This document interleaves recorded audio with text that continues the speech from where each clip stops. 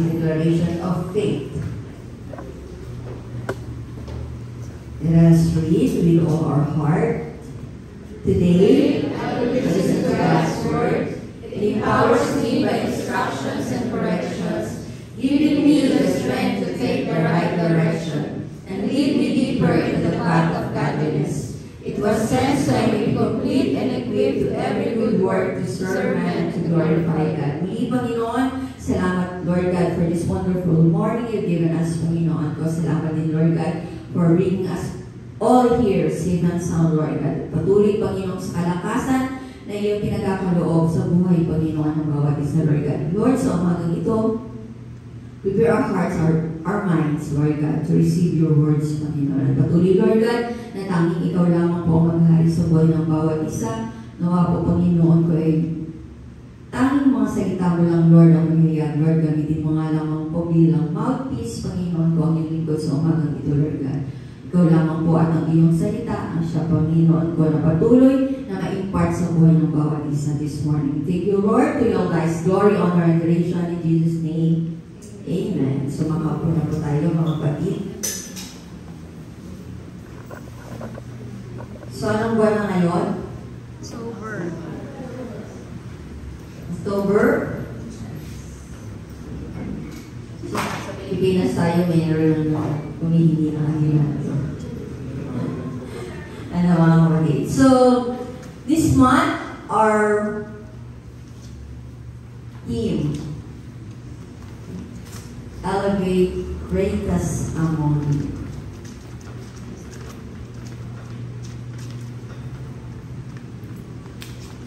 So makibukas tayo, mga kapatid, sa Luke chapter 22 verses 26 to 27. Yan po yung key verse natin this month. Basahin po natin, mga kapatid, verse 26.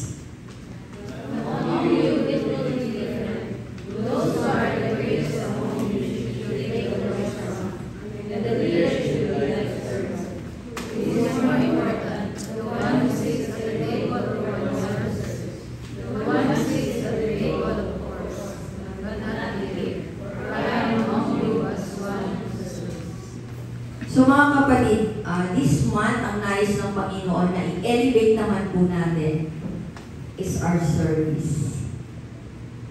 So paano tayo naglilingkod? So bawat tao, mga kapatid, whether we like it or not, meron tayong pinaglilingkuran. Amen po ba?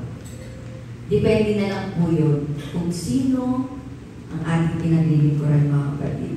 So sabi po, ano ba yung true servant? True servant lives to obey the commands of the master. So, sino na ba yung master natin ngayon, mga kapatid? Walang iba kundi ang ating Panginoon. Ano po? So, this morning, atin po pagbubulay-bulayan, ano ba yung dapat na ang key ng isang servant? Being a servant of God. So, mga kapatid, sino na po dito yung mga ministry partners? Mga committed workers?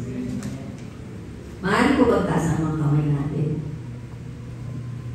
Yung mga hindi nagtaas, parang ang humble natin.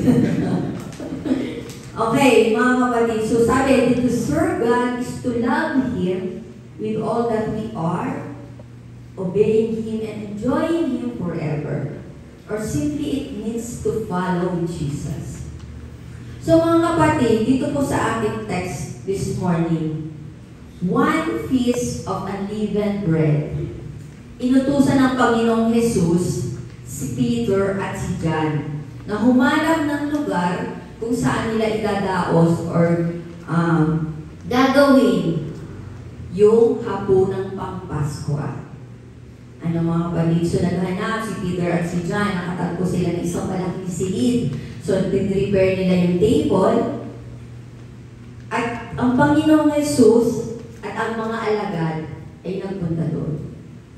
So, nung nandun na sila sa pahakapag, sabi ng Panginoong Jesus, gustong-gusto niya na makasalo ang mga disciples. Bago man lang siya, or bago siya ipagkalulog. At ang sabi ng Panginoong Jesus, isa sa mga kasalo niya, isa sa mga disciples, ang magkakanulo sa Kanya. So nagtanungan sila ngayon kung sino sa kanila ang gagawa nun. At hindi lang doon, mga kapatid. Ang sabi po sa verse 24, nagtalo-talo ang mga alagad kung sino sa kanila ang dapat kilalaning pinakadakila. Ano, mga kapatid? Nagkaroon na ba ng sitwasyon sa buhay natin na tayo inihalin tulad natin ang sarili natin sa iba? Kinompare ba natin ang sarili natin sa iba? Mas mabait ako sa kanya. Mas mahusay ako sa kanya. Mas madunong ako kaysa sa kanya. Mas maganda ako kaysa sa kanya. Mas gwapo ako kaysa sa kanya. Or kung ano pa mga kapatid na mas. Ano? So, I believe na bawat isa sa atin, mga kapatid, may mga ganong sitwasyon no? Hindi man natin may voice out, pero sa isipan natin or sa puso natin, merong pagkakataon na naikumpara natin ang sarili natin sa iba. So, itong mga kapatid, mga disciples, nagtalo-talo sila kung sino sa kanila ang pinakadakila. So, ilan kayo magkakapatid? Meron bang 5, 6 dito ang magkakapatid? So, nagkaroon na rin ba ng sitwasyon na nagkaroon kayo ng comparing each other bilang magkakapatid? Ako kaya ang pinakakasunurin. Diba? Yung mga tipong ganon. Or ikaw yung bunso. Ikaw ang pinakakasunurin kasi ikaw yung laging inuutosan. So what I'm trying to say, mga kapatid, is kung tayo po nowadays nararanasan natin yon, ganun din, mga kapatid, ang mga lingkod ng Panginoon datay. So nagtalo-talo sila, who's the greatest among them? Ano yung sagot ng Panginoon? At ano ang ituturo sa atin ng Panginoon ngayon? Sabi po sa verse 25, dito na po nilagay dyan. Kaya sinabi ni Jesus sa kanila, pinipilit ng mga hari ng mga hintil na sila ituring na Panginoon ng kanilang nasasakupan. At ang mga may kapangyarihan ay nagnanasa matawag ng mga tagalangkiti. So, ganun, mga kapatid, yung desire. Diba? Nagawin silang Panginoon ng mga nasasakupan nila. So, mga kapatid, hinangad din po ba natin na maging supreme tayo? Na maging superior tayo? Na sundin din tayo? Or tayo yung maging greatest? Pero ang sabi ng Lord sa verse 26, ngunit hindi ganoon ang dapat mangyari sa inyo. So what is the first thing that God wanted us to remember and to learn with this passage? Number 1 is, we are different from the others as Christians. Naniniwala ba tayo, mga kapatid? Nakakaiba tayo. Sabihin mo sa kapatid mo, sa katabi mo, kakaiba ka, sis. Kakaiba ka, bro. Dapat kakaiba tayo, mga kapatid. In what sense, mga kapatid, na sinasabi ito ng Panginoon? Basahin po natin sa longest recorded prayer ng Panginoon. Sa John 17, verse 14. I have given them your word, and the world hates them because they do not belong to the world. Just I do not belong to the world. So mga kapatid, anong sinasabi dyan? Jesus Christ revealed Himself to us. Jesus Christ revealed Himself to the disciples at sa mga believers. At ang sabi dyan, the world hates them. Tanungin mo nga yung kapatabi mo, the world hates you. Is the world hates you?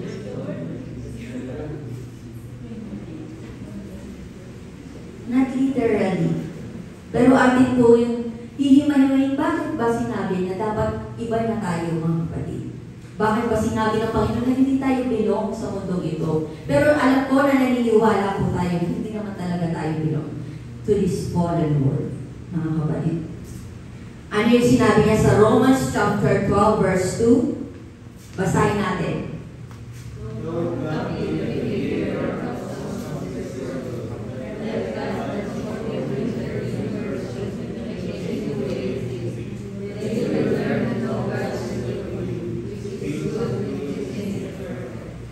So mga kapatid, alam kong nabasa na po natin to. Sabi, don't copy the behavior and customs of this world.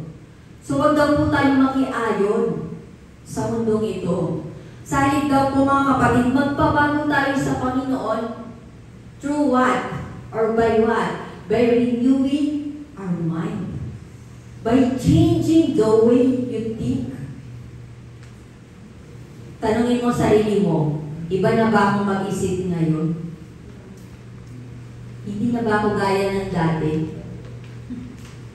Then you will learn to know God's will for you, which is good, pleasing, and perfect.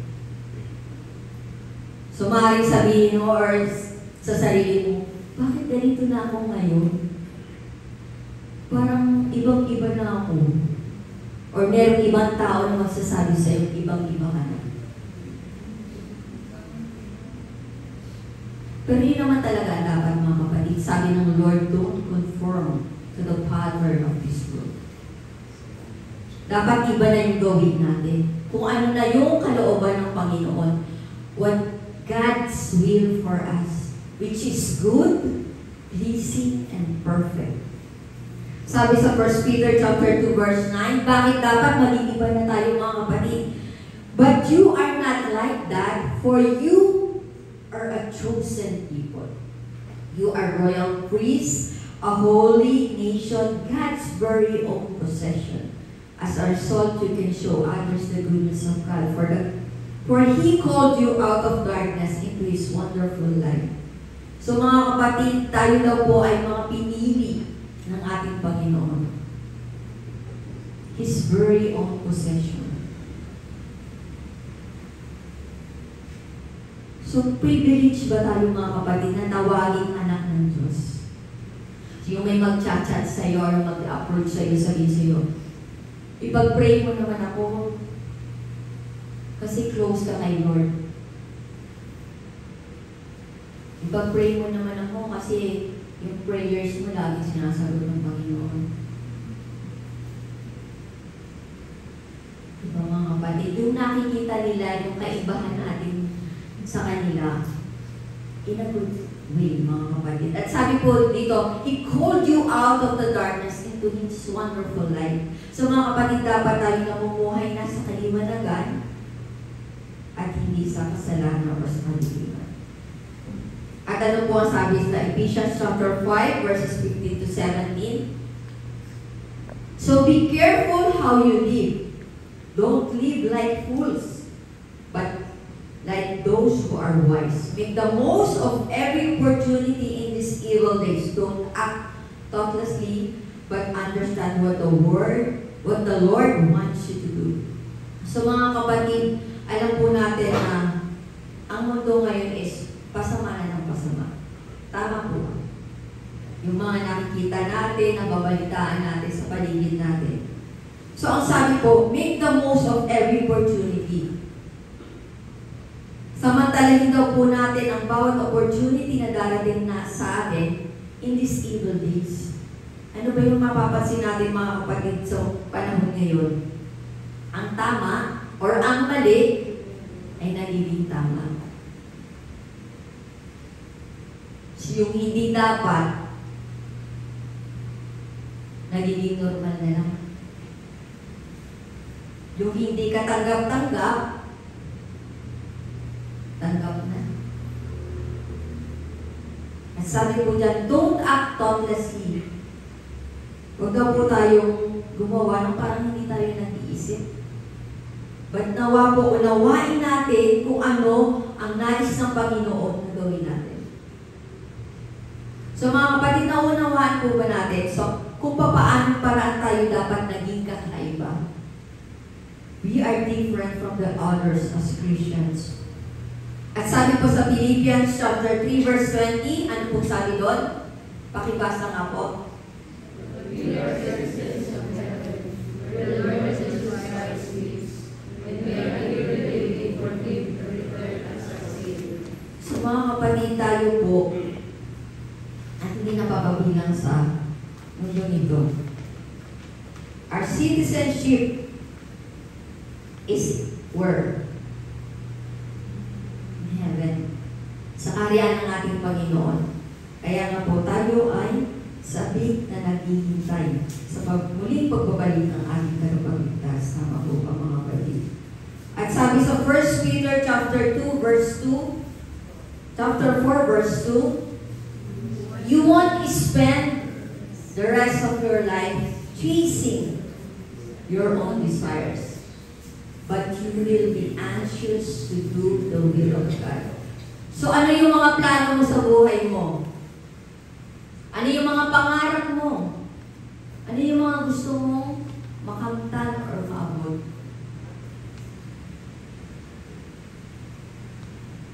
So sabi mga kapatid, bilang Kristiyano, hindi na po tayo doon grabe yung pagtatrabaho natin, grabe yung paggugol ng oras natin, ng lakas natin, para lang magawa yun or makamtan yung gusto natin, mga kapatid. But we will be anxious to do the will of God. Iyon na yung ating hinahangad, iyon na yung ating pinagsusunikapan, iyon na yung ninanais natin sa bawat araw. Yung magawa ang kalooban ng Panginoon. So, tinatanong nyo ba sa sarili nyo? Ako, tinanong ko na ba sa sarili ko? Ano ang dapat kong gawin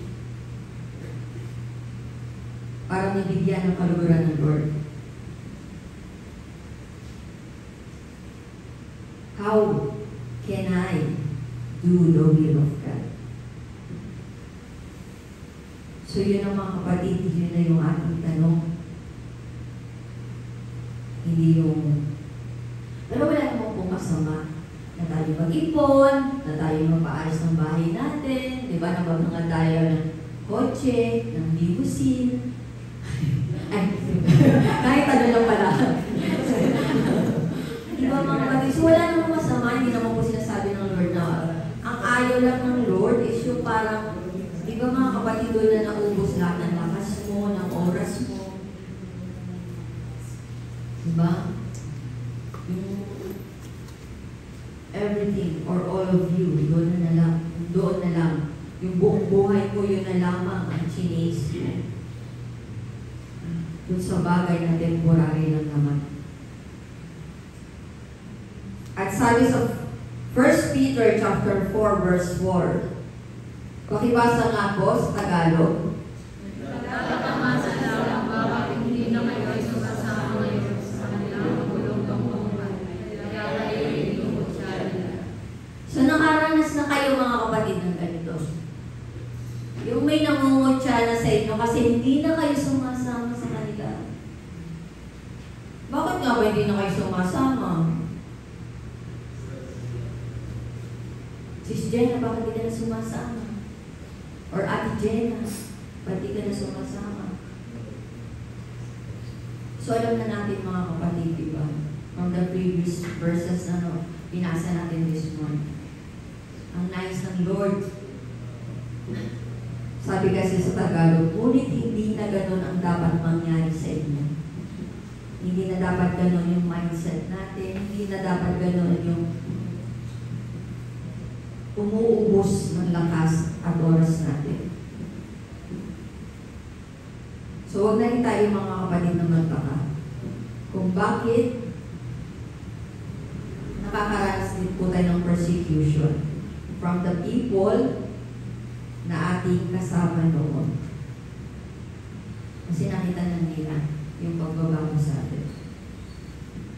So, naunawaan ba natin mga kapatid that we should be different as Christians?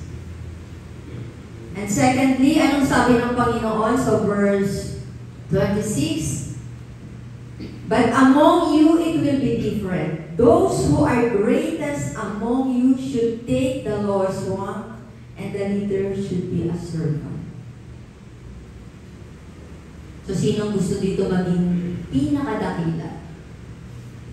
Pinakamahusay? Pinaka sa lahat ng pinaka?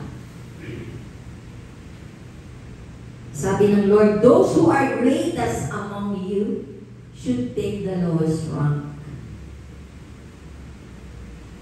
And the leader should be a servant. So naniniwala ba tayo mga kapatid that a good leader is a good follower? Diba mga kapatid? At ang sabi ng Panginoon dito, diba kakaiba? Kung ating pag-iisipan mga kapatid, kakaiba ang gusto ng Lord. Kasi gusto mga maging greatest among them all, diba? Tapos ang sabi ng Lord, dapat daw we will take the lowest rank. Eh yung greatest, nasaan ba? Dapat. Diba at the top? Pero ang sabi ng Lord at the lowest rank. At ang sabi, the Lord should be like a servant. Yun ang kalooban ng Panginoon, mga kapatid. Sabi sa Psalms 100 verse 2, serve the Lord with gladness. Come before His presence with singing.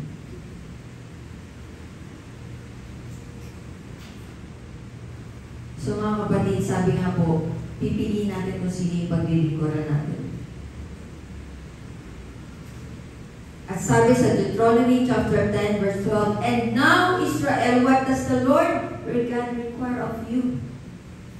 He requires only that you fear the Lord your God and live in a way that pleases Him, and love Him and serve Him with all your heart and soul. Mga kapatid, ang sabi ng Panginoon, let us take the lowest rank and be like a servant. Hindi lamang po sa tao, kundi maging sa Kanya. So, tanungin natin ang sarili natin, tayo po ba ay people pleaser? Or God pleaser? Sino ba yung gusto natin i-please? Ang tao ba na nakapaligid sa atin o ang ating Panginoon? Mga kapatid, nawa po ang ating Diyos, ang ating Panginoon, ang mas ninanais natin na ma-please, na mahalin, at mapaglingkuran. Anong sabi ni Joshua sa 24? Joshua 24 verse 15. But if you refuse to serve the Lord, then choose today whom you will serve. Would you prefer the gods your ancestors served beyond the Euphrates? Or will it be the gods of the Amorites in whose land you now live? Anong sabi niya? But as for me and my family, we will serve the Lord. So mga kapatid, nawa ganun din po tayo. As for us, with our family, with our respective families, we will serve the Lord. So ganun ba yung hinanais natin mga kapatid, na tayo at ang buong sambahayan natin ay maglilingkod sa Panginoon. Ang sarap, no? Ang sarap isipin na hindi lang ikaw yung nagsiserve sa Panginoon, kundi lahat kayo sa pamilya. At sabi sa Romans 12 verse 11, pakibasa nga po, never be lazy, but work hard and serve the Lord enthusiastically. Never be lazy. Sabihin mo sa katabi mo, huwag daw maging tamad. Huwag daw maging tamad, but work hard and serve the Lord enthusiastically. So lahat naman tayo mga kapatid, nakakaranas tayo ng kapuluran physically, mentally, emotionally, lahat na ng lead. Or lahat na ng aspeto ng buhay natin mga kapatid. But ang sabi po dyan, but work hard and serve the Lord. Nawa pa nga mga kapatid, huwag tayong mapagod sa paglilingkod natin sa Panginoon. Kung medyo napapagod, magpahinga. Inaantong matulog, nagugutom kumain. Pero huwag titigil. Diba? Nadapa ka? Oo. Patuloy ulit. Nagkasala ka? Repent. Come to God again. Hindi naman ang Panginoon natin is nandyan, paglapit natin is i-commandant tayo, diba? Ang Panginoon, open arms yan. Natatanggapin tayo. And number 3, ano sabi ng Panginoon? The one who serves is more important. At ano ang sabi ng Lord? Ngunit ako'y kasama ninyo bilang isang naglilingkod. Jesus is among us as one who serves.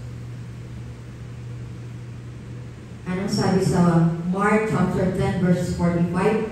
For even the Son of Man came not to be served, but to serve others, and to give His life as a ransom for many. Paano kaya mga kapatid kung nandito ang Panginoong Jesus? Tapos gaya ng paghugas ng Panginoong Jesus sa mga paa ng kanyang disciples, ay huhugasan na rin ang mga paa mo.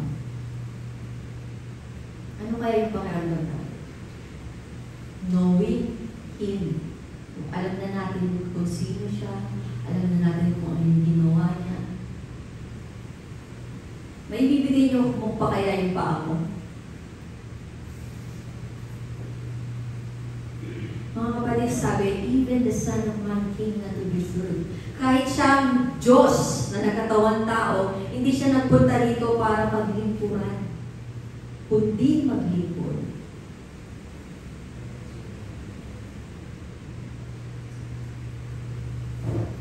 At sabi sa Matthew 23 verse 11,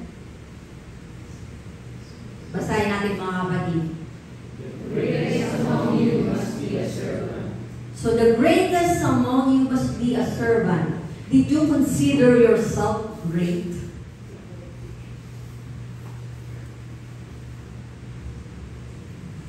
The greatest among you ay dapat daw pong maging isang lingkod. For our conclusion, so Mark chapter 10 verses 43 to 44. But among you it will be different. Whoever wants to be a leader among you must be your servant. And whoever wants to be first among you must be the slave of everyone else. Sige mga kapatid, tayo po ay lumukat na nalangin. Pagkagayin na ng Lord, we thank you and we praise you and glorify your name at mga samalang ito, Lord God. Salamat, Panginoon ko, sa iyong mga salita na siyang naihayag, Panginoon, sa umagang ito, Lord God. Tunay nga, Lord, na iba yung nais mo sa amin bilang iyong mga tagapaglingkod, bilang iyong mananampalataya, Panginoon. You wanted us to be humble. You wanted us to take the lowest rank, to be like a servant, Panginoon. Lord, ikaw nga po na isang Diyos. Ikaw yung best example namin, Panginoon Jesus. Even you, who is the Son of Man, came to this earth, not to be served, but to serve, Lord. Lord, bigyan mo po kami ng puso, Panginoon, na nagnanais din, Lord God, na maging isang lingkod, Panginoon. Yung magkaroon ng unity, Lord, at magkaroon, Panginoon, ng desire sa aming mga puso na tularan ang ehemplo mo. That we will elevate our service not only to the people around us, but especially to you. We will elevate our service to you, Panginoon. Kung ninanais mo namin mga Panginoon na maging pinakadakila, Noah, Lord God, yung ang naisin namin is pinakadakilang lingkod mo. Salamat, Panginoon ko. Salamat, Lord God, dahil patuloy mo kami tinuturuan Salamat, Panginoon, dahil patuloy mo kami itinutuwid. Salamat, Panginoon, dahil patuloy mong inililibig ang sarili at kalooban mo sa amin, Panginoon ko. Salamat, Lord God, at patuloy, Lord, dalangin namin na tulungan mo kami na masunod kung ano yung will mo sa buhay ng bawat isa, Lord God. Salamat muli, Father God, for the lives of each one of us, Lord God. At patuloy, Panginoon, na pagpalain mo ang bawat isa, Lord God. Gayon din ang mga respective families ng bawat isa, Lord God. Patuloy, Lord God, pagharian mo ang aming mga buhay. Ikaw lamang ang siyang maitaas, ikaw lamang ang siyang mapapurihan, ikaw lamang po ang siyang parangalan at mapasalamatan. Not only today, but every day of our lives, Lord. To you, all lies, glory, honor, and adoration, His power we pray. Amen and amen.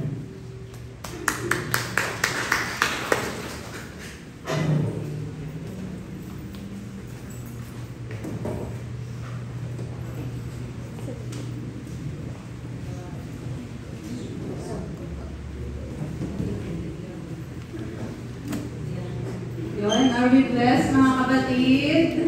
Amen. Sa pagtako pa lang natin dito sa pakipanambahan ng Panginoon, truly, we are so blessed. Every day, oras-oras, minuto-minuto, we are so blessed. And, so, dahil bagong sahod po ang lahat, so it's time for us to give. Dumako na po tayo sa ating tithes and offering.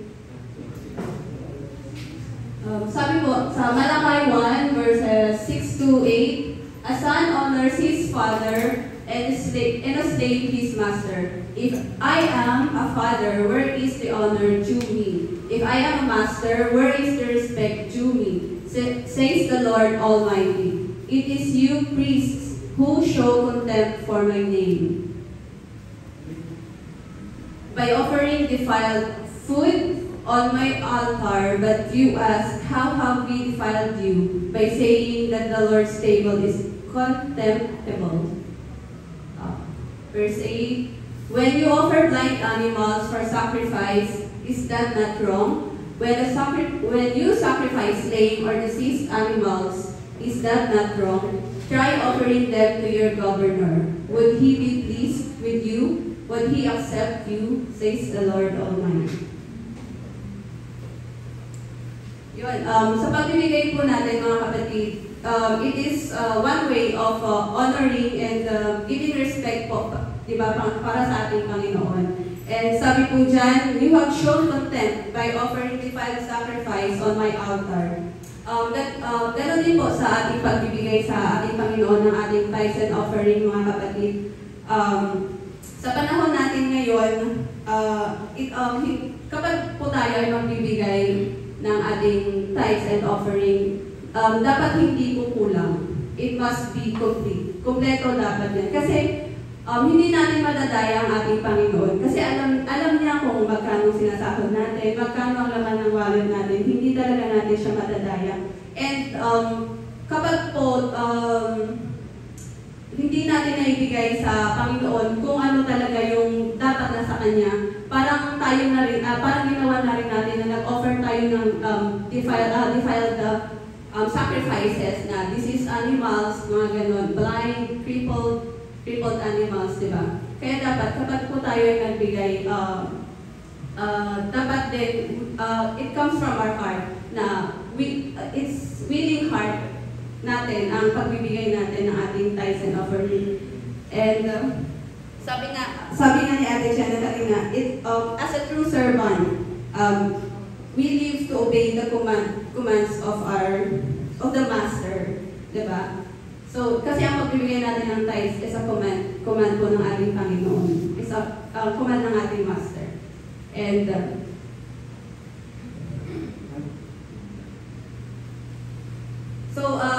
reminders lang para sa atin na huwag tayong gumaya sa mga nation's leader and people of Malachi's time na nagbigay sila, nag-sacrifice sila ng blind, crippled animals sa ating Panginoon. And let's give back sa Panginoon ng walang pag-aalinlangan, ng walang pag-atubili, ng walang pagkukulang. Kasi ibabalik din ng Panginoon sa atin yan more than what we ask, more than what we need, and more than what we expect. Yan lamang po mga kapatid. Let's pray. Let's pray po Panginoon sa ating tithes and offering. Yes, Lord, Heavenly Father, Panginoon, maraming salamat, O Lord God, for this day, Panginoon, na iyong pinagdalo, Panginoon, sa bawat isa, Panginoon, na naririto, O Lord God, na hindi nag-alinlangan, hindi nag-atuloy, O Lord God, na pumunta, Panginoon, sa lugar ito, Panginoon, upang ikaw, Panginoon, ay papurihan, Panginoon, at sambahin, O Lord God. Lord, salamat, Panginoon, sa buhay, Panginoon, ng bawat isa, Panginoon, na nagpapagal, Panginoon, para sa inyong pangalan, O Lord God. And Lord, we pray, Panginoon, na sa mga tithes and offering, Panginoon, na aming ibibigay, O Lord God. Lord, ikaw, Panginoon, ang patuloy, Panginoon, na mag-protect, Panginoon, sa mga tithes and offering na ito, Panginoon, upang magamit lamang, O Lord God, sa ikalulugod, O Lord God, ng inyong bahay, panambahan, at Panginoon, at ikalulugod, Panginoon, ng inyong pangalan, O Lord God. And Lord, sa mga company, Panginoon, na aming pinagkatrabahuan, Panginoon, na daluyan, O Lord God, ng iyong pagpapala para sa amin, O Lord. Lord, patuloy, Panginoon, ikaw, Panginoon, ang mag-bless, Panginoon, at mag-protect rin, Panginoon, sa aming mga company, Panginoon, or upang patuloy, Panginoon, na lumago, Panginoon, ang aming company, Panginoon. Yes, Lord, sa iyo lamang namin ibinabalik, Panginoon, ang pinakamataas na papuri, pasasalamat at pagsamba sa pangalan ng iyong anak na si Jesus. Amen.